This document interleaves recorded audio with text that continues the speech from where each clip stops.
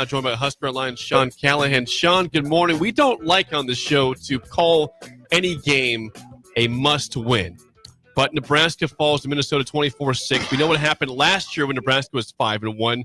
Are you, Sean Callahan, labeling this game Saturday as a must-win for Nebraska football? As the legendary Steve Sipple has said to me many times over the years, they're all must-win at a place like Nebraska. If you lose to Houston Christian, you lose to Akron, you lose to McNeese State, whoever. Yeah, tell me that's not it doesn't matter. Win, yeah. I mean, you've got to win. But, yeah, I do think there is just some added pressure because, look, I don't know if anyone's necessarily surprised Nebraska lost on the road at Minnesota. They hadn't won back-to-back road games in 20 years like that. But just the way the loss looked. I mean, I think that's why there's just a rough feel right now, because you're like, wow, okay, if they lost in a hard-fought way, but that was a really uncharacteristic way that we just hadn't seen this team play, where they just didn't look locked in. They didn't have a balance on offense. The offensive line gave up 9 sacks on 30-some pass dropbacks. It just everything just seemingly kind of went wrong for them on offense and defense, and I think it's just kind of added to what this game now means to kind of right the ship here a little bit. And you've got 2 home games in a row, Northwestern, and then obviously a very good USC team that is a borderline playoff level roster that's coming into Lincoln. And you could argue that's as difficult as any game on the schedule for Nebraska remaining. Sean Callahan joins us. And Sean, you're really good at this, the vibe question.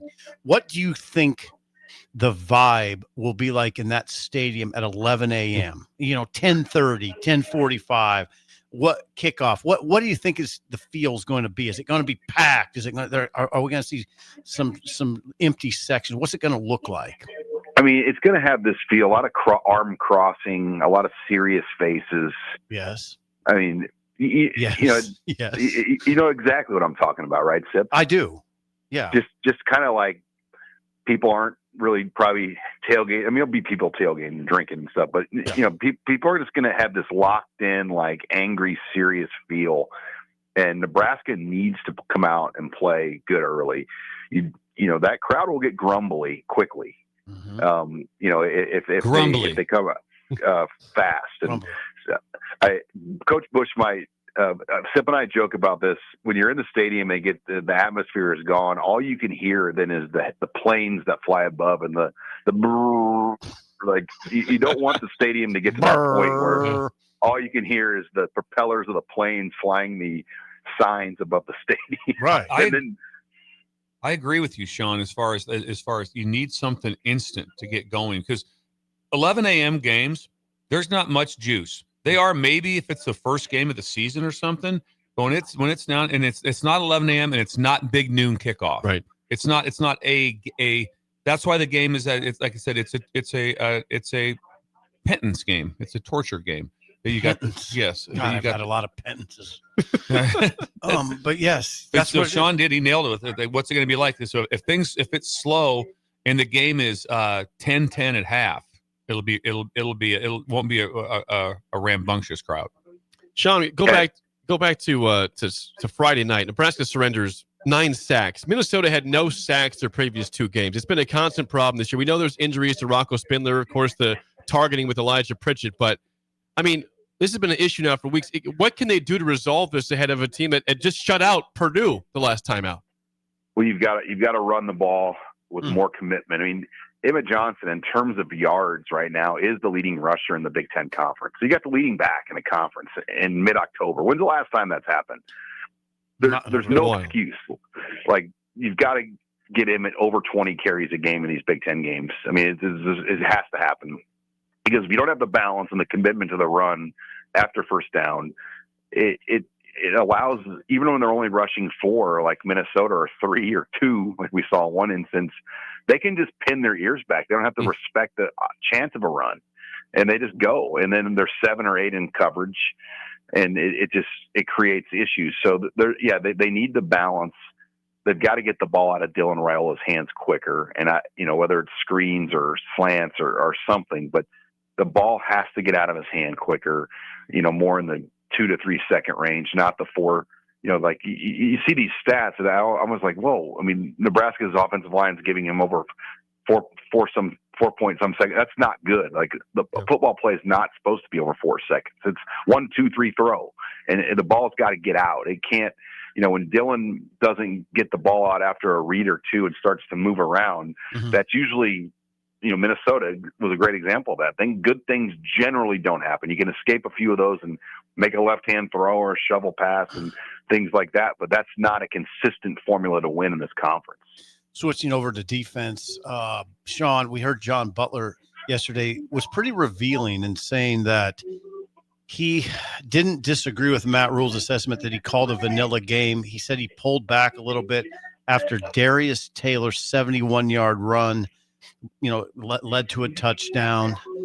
What did you make of that he did pull back a little bit?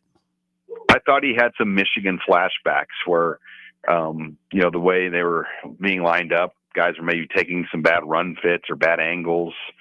And I think he was fearful that, if he was going to call a play like aggressively in some of these situations and one guy made a bad mistake, it was going to lead to these home runs, because that shouldn't have happened, that play. I mean, guy's coming off a hamstring injury. He's still not even 100% healthy, and you let him go 71 yards on you after literally that was like more rushing yards on that one play than Taylor has had in like 6 weeks. Yeah, that's true. So that shouldn't have happened. And I think it spooked him, because you go back to the Michigan game, that's how they lost the Michigan game on defense. They had 3 or 4 of those type of plays. And I think he was fearful, like, hey, if I'm going to call some of this stuff that way and one guy has a bad angle or a bad fit, which happened there, all of a sudden that's going to happen. And it was a tough spot to be in, because Minnesota was not supposed to be a big play offense like that. That was just not on the script anywhere. As far as that goes, hey, were you surprised Guthrie got a black shirt? No, because he's played 235 snaps over the last 4 weeks compared to like 90 for Buford. He's beat out Marquise Buford, which hasn't gotten a lot of attention, because I think they've been very diplomatic and respectful. Because Marquise, he's a captain, right? Yeah, I'm not positive, but he's a single digit guy. So I do think there's some, you got to be a little diplomatic there and respect with how things play out. But yeah, Guthrie has won that job and was given a black shirt on Monday as they started the week, and he's been the starter 4 or 5 weeks in a row now. Sean, going back to Monday, to Matt Rule's press conference, which was we haven't talked to you since then, obviously. It was very striking, right, in a lot of ways, how transparent he was about his staff, some of his players. What was your main takeaways, 2 or 3, from that session with Rule? Yeah, it was a unique session, because he's never had one like that where he just, unloaded. But I think he knew if he didn't do that, people would be disappointed. I mean, if he didn't say what needed to be said, and took the onus, but blame, a lot of blame across the board. And it just magnifies this week now that much more what needs to happen, because if they don't come out and respond to that, then you're worried, because USC could come in here with their offense and cause a lot of problems for Nebraska. And if Nebraska's offense is struggling to do anything, that game can get ugly. So this is such a big week to see how this team responds, to see how Dana responds, how John Butler responds, how the players respond, because it's just not going to get any easier. I mean, there are no easy games left. This is probably the easiest one of your last 5, the way UCLA has been playing lately, the way Penn State is still on the road. Iowa's caught fire here as of late. So there are no easy ones left. And this is such an important game to kind of, turn this season back to where you want it to be at 6-2. Okay, Sean, along those lines, what is a reasonable expectation for this team now? Have you adjusted it in your mind after this jolting loss, or how do you assess that? What is a reasonable expectation in the regular season for this team right now? I think most of us had 8, some had 9, and I still think they can get to 8. I really do. I think this week, though, is monumental to kind of measure what that's going to look like, and if they can get to that win total.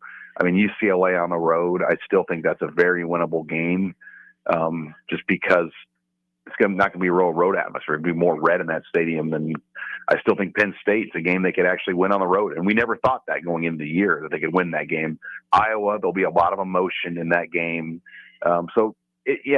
Eight wins still very much can happen, but they've got to win this game Saturday to get to that point. I think USC is probably the most difficult, though, or I just don't know if they match up well in that game, especially with the way USC's offense plays. What are your principal concerns on Saturday? We watched the games together. That first couple series, what are you really watching closely?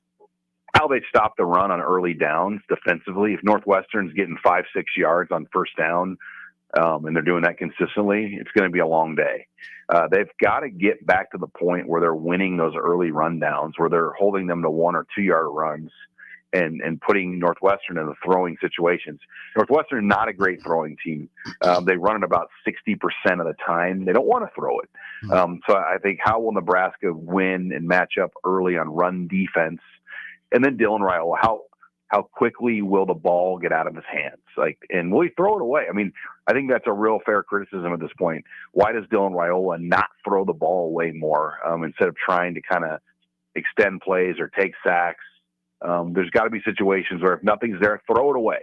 Don't run around and take a sack in a situation where nothing's there. You got to just throw the ball away and live to see another day. Fine line there, though. Trying to make some plays too downfield. True. Right. Sean, always good stuff. Thanks for the time. We'll chat with you again next week. All right, guys. Thank you. Thank you, HuskerOnline, Sean Callahan. Whoa. Yeah. If they get to 6, if they beat Northwestern and get to 6, and you think they could get to 8, although that schedule ahead, you just got to count on winning close games. Got to count on winning close games. But like I said,